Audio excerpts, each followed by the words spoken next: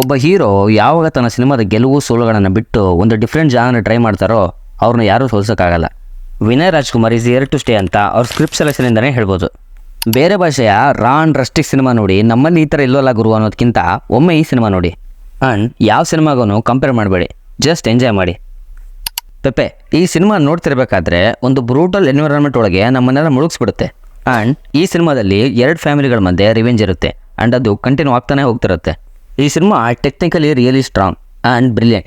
Cinematography ಮತ್ತು ಪೂರ್ಣಚಂದ್ರ ತೇಜಸ್ವಿ ಅವರ music ಸಿನಿಮಾಗೆ ತುಂಬಾ ಹೆಲ್ಪ್ ಮಾಡಿದೆ ಅನ್ಬೋದು. ಆದರೆ ರೈಟಿಂಗ್ ಮತ್ತು ಎಕ್ಸಿಕ್ಯೂಷನ್ ತುಂಬಾ ಪೂರ್ ಆಯ್ತೇನೋ ಅಂತ ಅನ್ನಿಸ್ತು.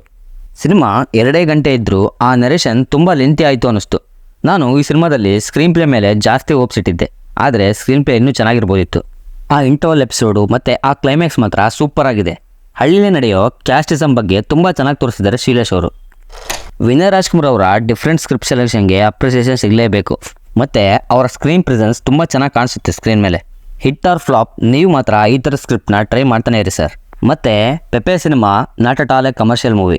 ಈ ಸಿನಿಮಾನ ಅರ್ಥ ಮಾಡ್ಕೊಳ್ಳೋಕ್ಕೆ ನಿಮಗೆ ಪೇಷನ್ಸ್ ಇದೆ ಅಂದರೆ then this movie will be treat for you. And ನೀವು ಸಿನಿಮಾ ನೋಡಿದರೆ ಸಿನಿಮಾ ಹೇಗಿದೆ ಅಂತ ಕಮೆಂಟ್ ಮಾಡಿ. Meet you in my next videos. Take care. Bye bye.